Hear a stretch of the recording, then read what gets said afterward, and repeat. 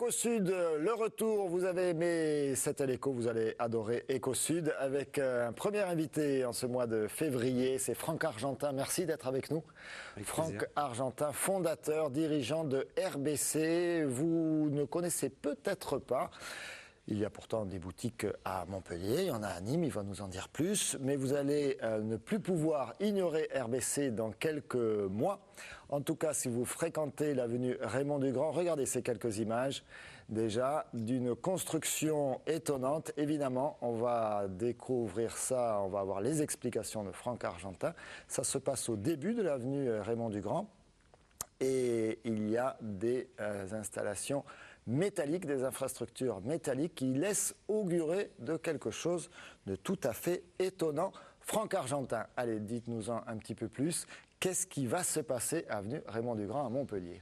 Il va se passer que d'ici la fin de l'année, nous allons ouvrir un showroom de 2300 mètres carrés avec un concept de demi-niveau, donc il y a 9 niveaux suspendus, avec un concept de fabrication assez très innovant parce que c'est tout à base de métal.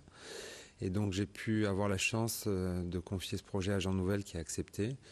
Et on espère donc ouvrir à la fin de l'année en mixant plusieurs activités sur ce site. Alors on va revenir sur le mixage justement. On va peut-être montrer d'autres images. Là c'est la phase de construction. On va revenir avec le correspondant ici de Jean Nouvel, Laurent Duport. Mais il y a aussi ce que ça va donner à l'arrivée. Alors ce sont des perspectives d'architecte, comme on dit, des images 3D. On va les afficher. Voilà, regardez, ça ce sera une des façades. RBC Design, l'intérieur avec ses plateaux suspendus. Tout à fait. C'est tout à fait étonnant. Et on va essayer de vous expliquer ça. Et puis donc une des autres façades, une façade plus accidentée, je crois qu'il m'a dit l'architecte, plus chaotique. Exactement. Quelque chose comme ça. Donc vous voulez quand même aussi, via cette architecture, bousculer finalement, alors un ordre qui n'est pas très établi parce que c'est très varié ce qui se passe là-bas en termes d'architecture. Ouais. Ben déjà au niveau architecture, ce Port Marianne, il y a déjà beaucoup de grands architectes qui construisent. Donc pour rester dans cette lignée, on voulait marquer le quartier et surtout l'entrée de l'avenue Raymond Dugrand avec un bâtiment un peu emblématique.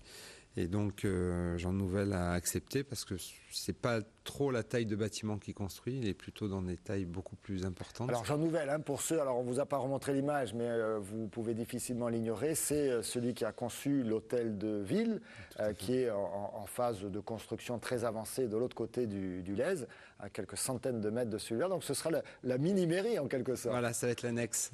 Ça va être l'annexe puisqu'on est vraiment en contrepoint à l'hôtel de ville de l'autre côté du plan d'eau. Et donc on est orienté plein sud avec un concept de restaurant en rez-de-chaussée. Donc il y aura un lieu qu'on veut convivial et un lieu de rencontre. Alors on va écouter l'architecte. Alors on a parlé de Jean Nouvel, c'est le concepteur de ce bâtiment. Et puis il y a ceux qui mettent en musique pour que tout ça devienne réalité. Et il s'agit du cabinet nîmois. Laurent Duport et son associé Nicolas Crégu. Nicolas Crégu, voilà. On va écouter Laurent Duport, c'était hier sur le chantier. C'est un bâtiment un peu atypique dans notre région puisque la construction en structure métallique est pas très répandue et c'est un bâtiment qui est en fait un seul grand volume avec à l'intérieur des demi-niveaux avec une impression à la fois de légèreté puisque on ne sait pas trop comment tout ça tient et comment tout ça s'organise. Et c'est véritablement un grand showroom dédié à l'art de vivre avec du mobilier, mais aussi une librairie et un restaurant. Et c'est un bâtiment qui en fait n'est pas un bâtiment, mais plutôt un pavillon dans le parc Marianne. Et il a la particularité à la fois de donner sur un grand parvis qui est devant le parc Marianne.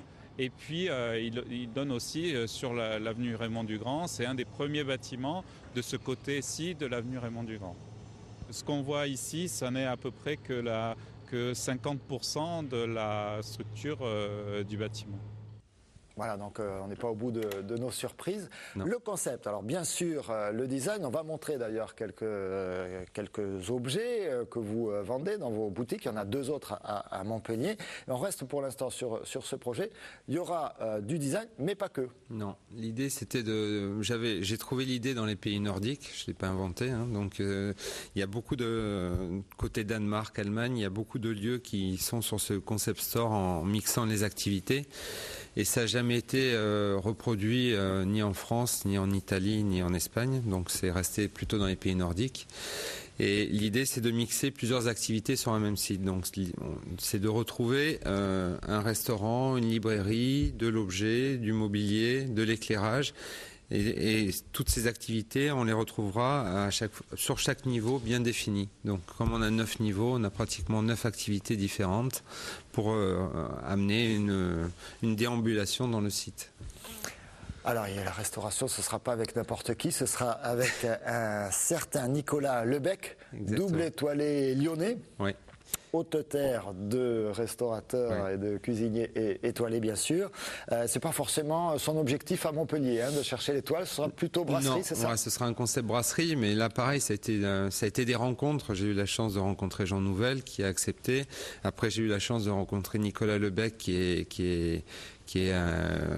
qui fourmille d'idées et de projets, et on s'est de suite entendu. On s'est tellement entendu que du coup, je me suis installé à Lyon avant d'ouvrir Montpellier.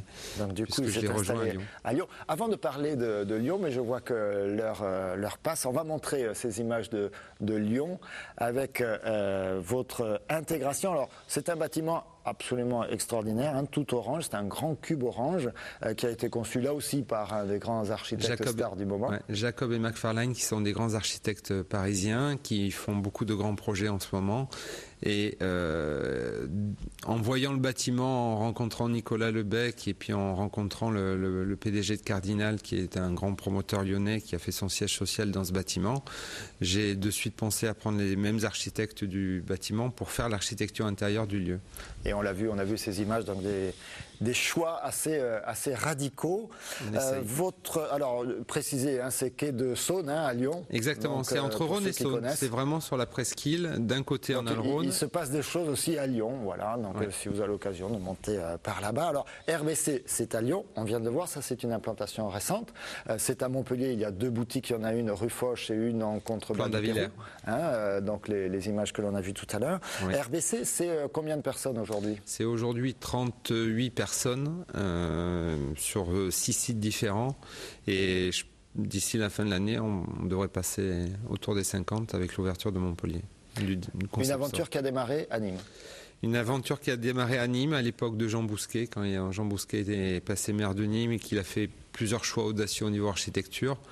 J'ai toujours aimé l'architecture, le design et le mobilier contemporain, et par cœur et en aimant la ville de Nîmes et en aimant l'architecture, mon premier showroom, je l'ai confié à Philippe Stark, qui m'a fait le showroom de Nîmes. Il aime les grands architectes. Une idée de chiffre d'affaires? On est autour des 9 millions d'euros clôturés l'année dernière, et on espère faire un peu plus avec le Design Center. Ça marche en ce moment. Très bien. Vous êtes aussi à une température, un thermomètre plutôt de l'activité industrielle, du développement. Vous sentez comment? Oui, parce qu'on se rend compte que de plus en plus les gens se passionnent pour le design et l'architecture. Donc il y a un vrai engouement pour cette typologie de produits. Et aujourd'hui, notre clientèle est de plus en plus connaisseuse et vient en sachant exactement ce qu'ils veulent. Donc c'est assez agréable de rencontrer des gens qui connaissent les designers, qui aiment les signatures et qui aiment les jolis produits. Mais quand on est comme vous, donc un professionnel du mobilier, bien sûr, on l'imagine, pour avoir pu monter tout ça, mais avec un souci esthétique aussi affirmé, voire radical, on ne prend pas un risque un peu énorme en créant ce genre de projet? C'est un risque un peu fou parce que c'est un très gros investissement par rapport à notre volume de chiffre d'affaires. Quelques millions d'euros, je ne sais pas, il m'a dit le rendu pour 5 millions d'euros, voilà, c'est ça? C'est 5 millions d'euros, donc c'est... Plus derrière l'exploitation, il faudra que ça marche. C'est l'exploitation, il faut que ça marche. On espère trouver notre public et trouver un public qui ne soit pas que régional, parce que comme c'est un concept store innovant, on espère avoir des gens qui viennent de loin pour le quartier et pour le concept. On vous souhaite du succès. On va regarder une dernière image, puisque Laurent Duport et Nicolas Crégu donc, sont aussi des architectes du lycée Mendes France. Voilà, c'est un repère à Montpellier, de l'autre côté de l'autoroute. Et au sein de ce lycée Mendes France, vous avez, vous aussi, eu une démarche particulière avec la création de ce mobilier. Tout à fait. Dès qu'ils ont gagné le projet, en fait, j'ai évoqué le mobilier scolaire qui était à un niveau de création relativement pathétique. Et depuis l'époque de Jean Prouvé avec l'université, où il avait créé toute une ligne de mobilier scolaire, il n'y a vraiment eu aucune démarche. Donc l'idée, c'était d'utiliser le 1% artistique pour créer une ligne de mobilier scolaire avec un grand designer qui est Christophe Pillet. Et on a pu aboutir à sortir un mobilier scolaire dans des prix de mobilier scolaire avec une esthétique reconnue. Voilà, donc il ne s'arrête jamais de penser design, projet immobilier, projet mobilier. C'est Franck Argentin, on est très content de vous l'avoir présenté pour la première Déco Sud. Merci beaucoup Franck Argentin, merci à vous d'avoir suivi cette émission. On se retrouve dans un instant pour le journal. À très bientôt.